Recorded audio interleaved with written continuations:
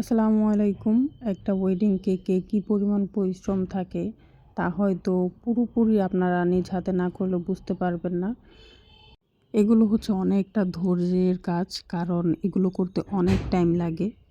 তো এগুলো করছিলাম হচ্ছে সবগুলো গাম পেস্ট দিয়ে, ফ্লাওয়ার যা আছে সবগুলো।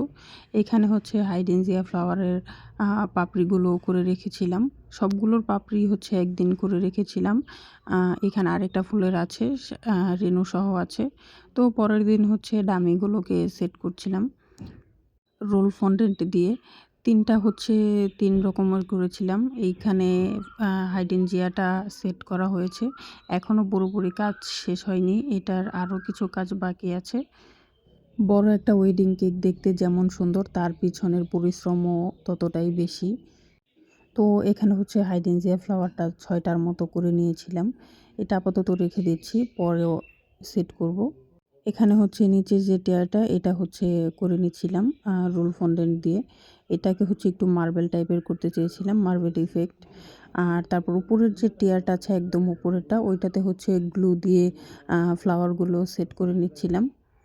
লাস্ট দিন কাজের এত পরিমাণ চাপ ছিল, মানে একটু তাড়াহুড়াটা বেশিই ছিল, যার জন্য সব কাজই হচ্ছে একটু তাড়াহুড়ার মধ্যে শেষ করেছি।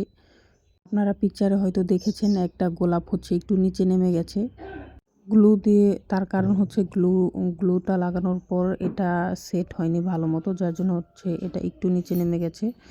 তো যাই হোক, এখানে হচ্ছে গোল্ডেন ডাস্ট দিয়ে দিচ্ছিলাম, যেহেতু এটা সম্পূর্ণটাই হোয়াইট কালারের ছিল।